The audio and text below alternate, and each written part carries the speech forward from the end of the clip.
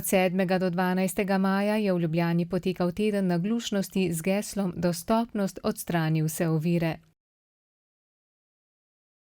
Sklepni del je bila sobotna skupščina IFHOF in NEFHOH, osrednji dogodek pa vsekakor konferenca Mednarodne zveze naglušnih IFHOH, ki jo je v M-hotelu v Ljubljani organizirala Zveza društev gluhih in naglušnih Slovenije.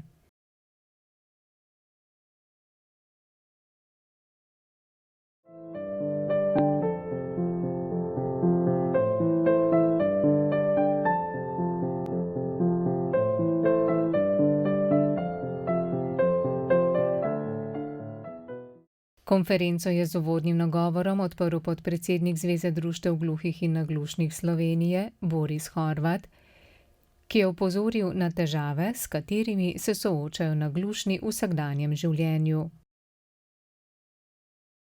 Bliža se referendum v drugem tiru, so državnozborske volitve pred nami in kasneje tudi lokalne volitve in ravno to obdobje politično ali pa predvolilno obdobje je nek čas, ko se vidi, kako smo oddaljeni od aktualnega dogajanja, kajti večina dogajanj, soočenj, kampanj, raznoraznih izmenjav mnenj je nam nerazumljiva in nedostopna. It could be that we focus much more on the quality of care and that we involve the users much more in the selection of the best possible solution for them. So it's not about correcting your audiogram or just correcting hearing, it's about being able to function in a dynamic society. Right? And that has a lot of positive impacts. It has positive impacts on employment. It has positive impacts on leading a fuller life, being more independent and having much more quality of life. Poleg predsednice IFHOF Ruth Warwick in predsednika EFHOH Marcela Bobeldika so si govorniški oder delili še poslanec v državnem zboru Jani Möderndorfer,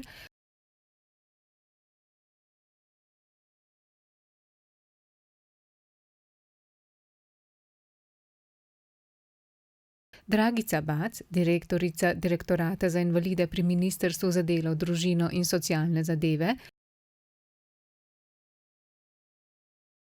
ter dr. Igor Šoltes, evropski poslanec.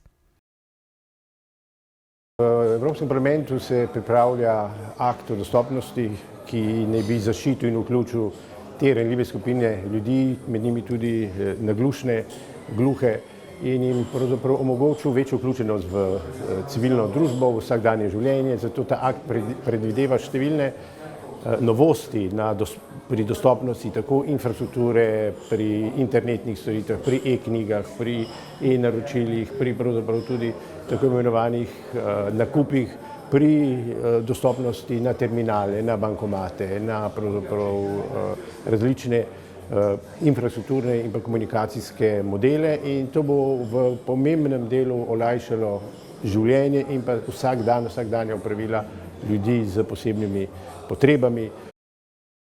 Na konferenci, ki je bila razdeljena v 4 sklope, pravne podlage v Sloveniji in svetu, psihološki vidik okvare sluha, medicinska in psihosocialna rehabilitacija, je nastopilo kar 11 predavateljev. In prav vsi so skozi različne primere v praksi izpostavili dostopnost.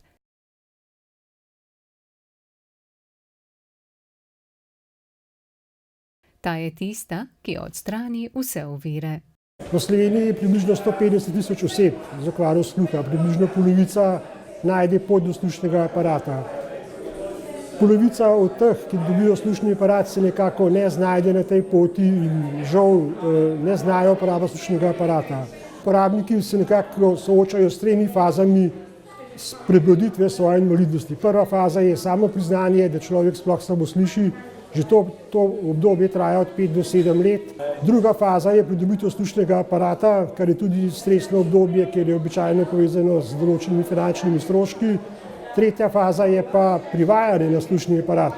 Tudi to je neko mukotrpno obdobje, ki traja več mesecev, mogoče tudi let, da človek nekako postane rehabilitiran in da ustrezno uporablja slušni aparat in se tudi vključi v družbeno okolje.